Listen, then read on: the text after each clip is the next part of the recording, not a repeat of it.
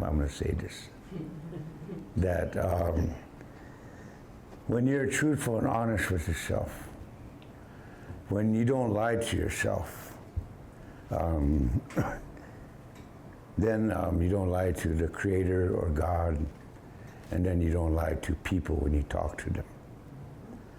And when you walk like this, when you're truthful and honest with yourself, people will trust you, because you have to earn trust. And this is how trust comes back. But yet, each individual has to make this change. Nobody could do it for you.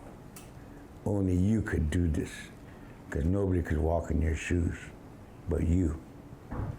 So it's up to this two-legged earthman, human being, to make a change. And when they put us under democracy and taxation, it's an I-me system. Why in these big cities, people were neighbors, don't even know their neighbor's name. That's how, it's an I-me system. So, it's time for truth like this. And when these red nations here, everything was we and us. You always thought of somebody else.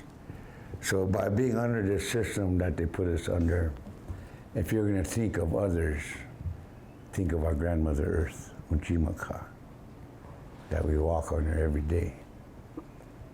Time to defend her, and like this. But again, each individual has to do this. Nobody could do it for you. So it's time for truth now, and like this. It's time to heal our grandmother, and like this. But it's up to us to do this. And then it's time to look at each other, at your hearts, not the color of your skin, or like that. And so these kind of things I was told to remind the world when we started. So like I said, this is our 253rd time. 11 of them was in Europe. We went to Europe last summer. 8 of them in Norway, 1 in Stockholm, Sweden, Copenhagen, Denmark, and London, England. So they heard it over there, part of it heard it over there. The same thing, what I'm telling you here. But we were told to do this with truth, no more assumptions, and like that. This book came out in 2016. Almost 3 years now coming. Almost 3 years now coming. So some of you might have read it or like that. This is where we ask, if you have any questions pertaining to the book or the family or anything like that, now is the time to ask, and like this, and we'll answer. So in our culture, our language, our nation, when we say Wopila, it means the Crazy Horse family thanks you. So thank you this evening for listening to the family, and you guys all have a safe journey home, and like this, so, but it's time for questions. So if you have any questions, it's time to ask. Yes? Are you afraid of, because we all know the U.S. government doesn't keep treaties, are you afraid of this court case, that they might find a way? I mean, when this country declared war on the Lakota Nation, under international laws, when two countries, one declares war on the other one, all treaties, agreements, anything made between those two countries become null and void in a court of law. So when they declared a war on our people, everything that the government made, these treaties and like this, are no good. So we already won our case against the Harnell Brewing Company. And now it's our nation, or anybody of these red nations that have been claiming my family and grandfather, now it's time to show your proof. And this is laws that this country made. And coming from a federal agency, as truth, we could say we're the most regulated people on this earth because we live by federal, state, tribal, county, and city laws that apply to us every day. So when I said that in Oklahoma, this elder Native man was sitting in the front. He raised his hand. He said, he said, I live by 6 laws, because I also live by my old lady's law, too. Yeah, so I'm more regulated than you, he said. Yeah, and like that, yeah. But in our culture, humor is medicine, and when you laugh, there's no stress. It's good medicine, yeah, so, and like that. So, these are laws that they taught us, put us under, we live by. If we break it, you're incarcerated. So these laws apply to them also, not just us. We're not separate like this. So they're gonna get tested, this government. Yes? Your grandfather's name, Crazy Horse, came from his family. Why was he called Crazy Horse? Okay, this is what the public didn't know. The name Crazy Horse is our family name, a family name that's in our family, representing the name. The grandfather had it first. He was the first Crazy Horse, 1700s to 1825. The father carried it from 1825 to 1858. He was the second Crazy Horse. What the world all knows is the warrior, 1858 to 1877, when he got assassinated. But under our traditional laws, when he got assassinated, he couldn't pass a name on because he just had a daughter that was 2 years old when she left for the other side. So when a Lakota can't pass his name on, under traditional law, the name comes back to the parents. 1877, just his father was here at that time, so he got his name back. So he handed it back into the family, where today a grandson in our family carries the name. One of my younger brothers is Crazy Horse for the Crazy Horse family. So as truth, as long as the Crazy Horse's family is here, Crazy Horse is alive and well in our family. And this is what, we're not like Europeans where you use one name and you use it for hundreds of years. Yeah, and also we don't use greats in front of our grandfathers or grandsons or like this, our grandchildren. That's European. You're either a grandfather or a grandson, or a grandmother or a granddaughter, like that. Yes? We ask, do we know or can you say where the origin of the name Crazy Horse? By the grandfather. He was the first to carry it. I mean, So how he got the name is what you're asking? Yes. His horse was like how he was. He was fearless. In battle, he wanted to be the first one there, and like this. And his horse was the same way. But his horse was like a big dog. It was protective. Nobody could get close to him. He'll get in between him and like this, and nobody could ride him. Only he can. And in battle, you'll jump off a cliff, he'll jump off a cliff. And like this, his horse was just like how he was. Why he was named Crazy Horse. And that's how the name came. I mean, the original. Yes, that's the original name, Thank you. how he got it. Thank you. So in our culture, there could be 10 brothers and sisters. They could all have a different kid name and also a different adult name. And this is what throws people off because we're not European. Yes, yeah, yes, I have a linguistics question. yeah.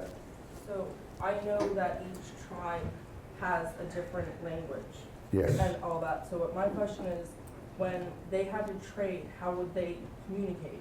Was there one national tribes language? Okay, when just the Red Nations were, before anybody came to this continent, our universal language was hand talk. Oh, okay. Okay, that makes, We all talked with our hands. that makes total We motioned. To this day. So there could be all these different dialects, but they all use this as our universal language of these Red Nations. fair enough. Okay. Yeah, Cool, cool. yes. Yes, More than 50 years ago, when I was a boy, my family went camping out west from Ohio, and we visited Mount Rushmore, but we were all more drawn to Crazy Horse under construction. And you could see, this is the arm, this is where the horse will be. There was a hole through just barely. And I haven't been back since. And his face, his hair, his arm is getting more detailed. The head of the horse is starting to take shape and like that. I mean, it's there. I mean, Mount Rushmore fits on my grandfather's cheek right here. So you know how big that sculpture That's is. the correct perspective. Yes, yes, and like that. Yeah. Yeah, that lady back there asked, Oh, thank you. yes. Was Crazy Horse ever considered by the people to be a holy man? All our people were spiritual people. We're a spiritual nation. So I don't know if we're out of those bookmarker things. A spiritual nation could never be defeated. So this is what our nation of Lakota, Dakota, Nakota, we're all spiritual people. So that stuff like that, Hollywood, you know, where there's a medicine man, there's a holy man, there's a, yeah, like this. That's not how, it was just, for our nation, it was a way of living life, 24/7, 365 days a year. It wasn't a religion or anything. It was a way of living life.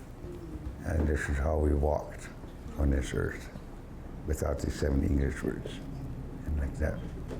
You know, so everybody was like that. Yes.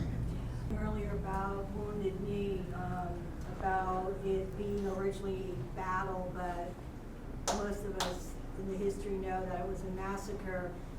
I read somewhere that the soldiers that were awarded medals, they're being taken back. That's what they're asking now. But under the United States history, they called it a battle.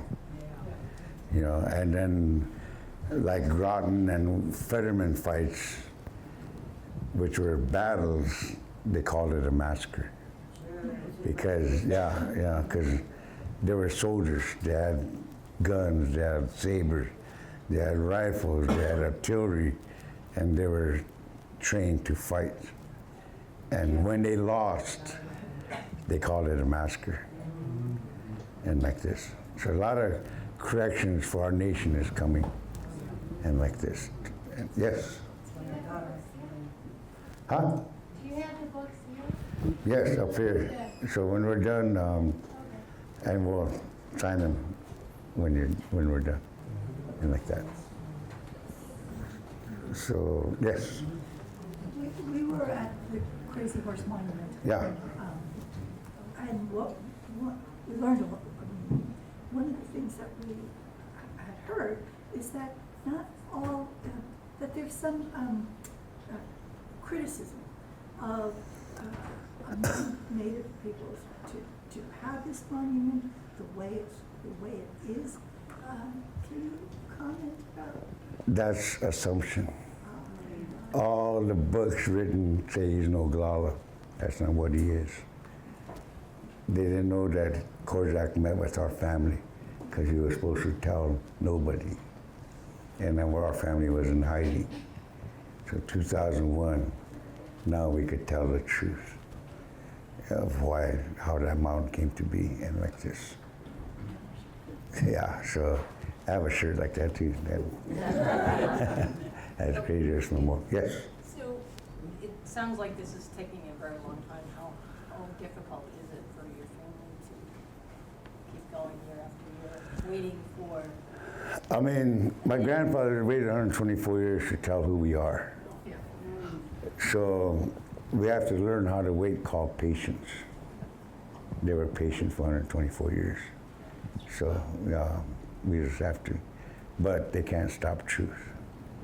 Truth is gonna come out no matter what. Yes? What was the stress level like for your family while you were in hiding? I mean, we'll laugh, because look what this guy's writing, what he's saying, and like this. When you know the truth, you know everything else is assumption. Let's see how wild they get with their stories and like this.